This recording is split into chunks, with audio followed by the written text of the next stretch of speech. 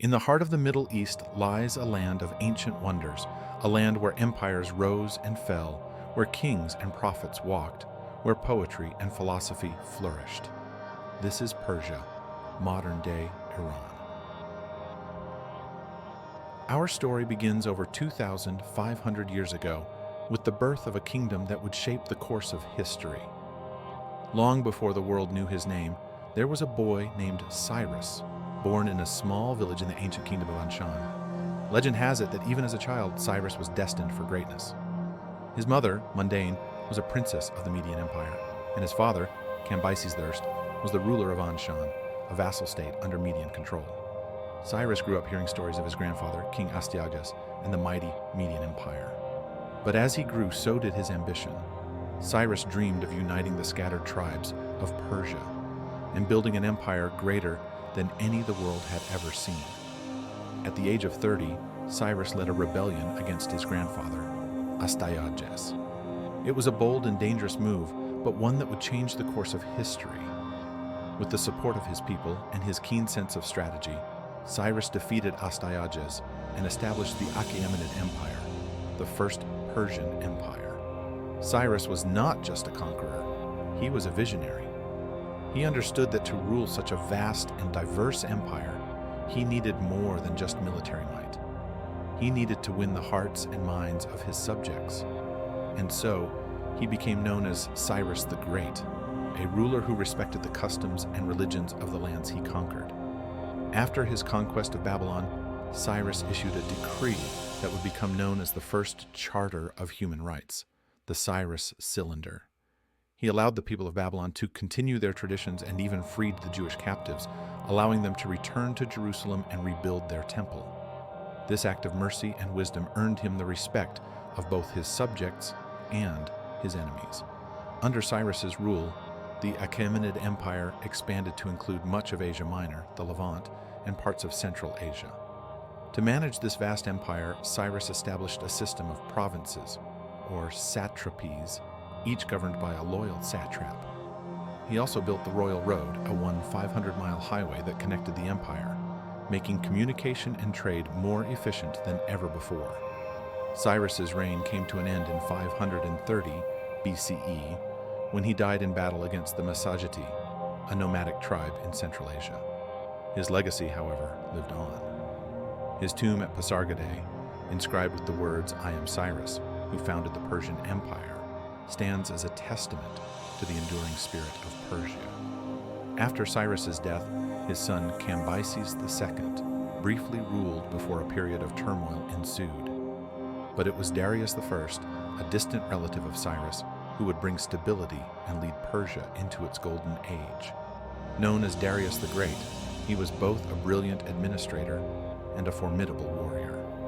Darius expanded the empire to its greatest extent, reaching as far as the Indus Valley in the east and Thrace in the northwest.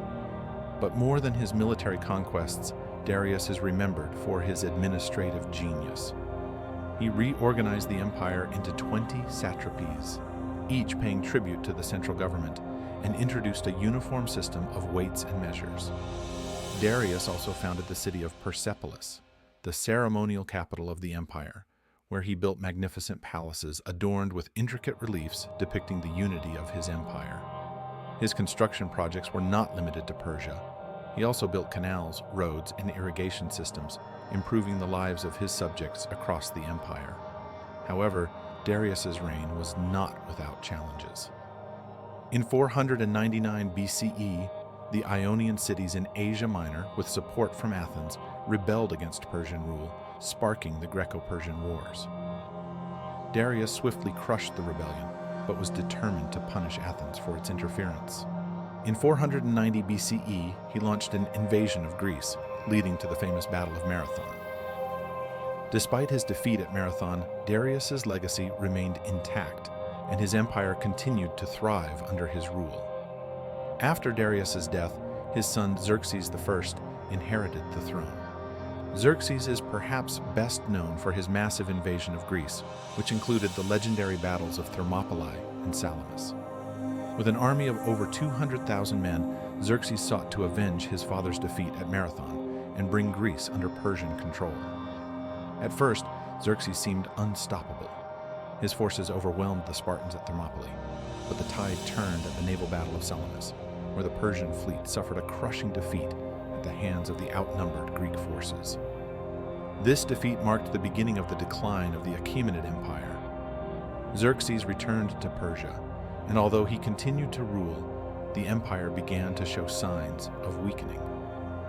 Xerxes' later years were plagued by internal strife and assassinations, leading to a series of weak rulers who struggled to maintain control over the vast empire. The unity that had once been the empire's strength began to fracture, leaving it vulnerable to external threats. While Persia was in decline, a new power was rising in West Macedonia. Under the leadership of King Philip II, and later his son, Alexander the Great, Macedonia became a formidable military force. Educated by the philosopher Aristotle, Alexander was not only a brilliant tactician, but also deeply inspired by the legends of Greek heroes and the conquests of Persia. In 334 BCE, at the age of 22, Alexander crossed the Hellespont into Asia Minor, beginning his campaign to conquer the Persian Empire. His lightning-fast victories at the battles of Granicus, Issus, and Gaugamela left the Persian army in disarray. In 330 BCE, Alexander marched into Persepolis, the heart of the Persian Empire.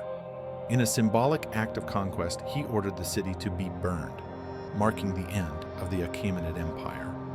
The last Achaemenid ruler, Darius III, fled, but was eventually betrayed and killed by his own men. With Darius's death, the Achaemenid Empire, which had stood for over 2 centuries, came to an end.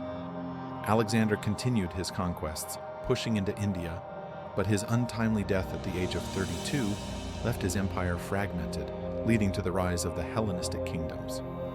Although the Achaemenid Empire had fallen, Persia's story was far from over. In 247 BCE, the Parthian Empire rose from the ashes, established by the Arsacid dynasty. The Parthians were known for their formidable cavalry and hit-and-run tactics, which allowed them to maintain their independence against Rome's expanding empire. The Parthians ruled for nearly 500 years, during which they revived Persian culture and established Ctesiphon as their capital, a city that would become one of the largest and most influential in the ancient world.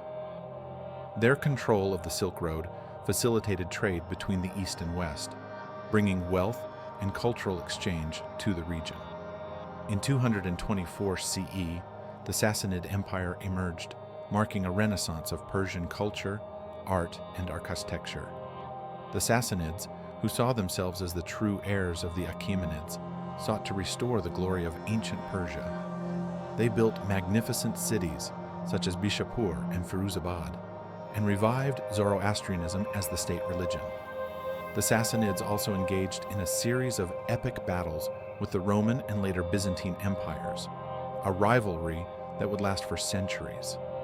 However, by the 7th century, the Sassanid Empire was weakened by internal strife and a devastating war with Byzantium. In 651 CE, the empire fell to the Arab Muslim forces, marking the end of ancient Persia and the beginning of a new chapter in its history.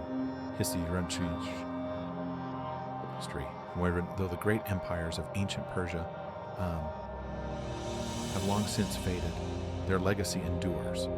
The influence of Persian culture, art, and ideas can be seen throughout the world, from the grandeur of Islamic architecture to the poetic traditions of Rumi and Hafez. The stories of Cyrus, Darius, Xerxes, and the many who followed in their footsteps are not just tales of conquest and power, but of vision, tolerance, and a deep respect for the diverse cultures that made up their empires.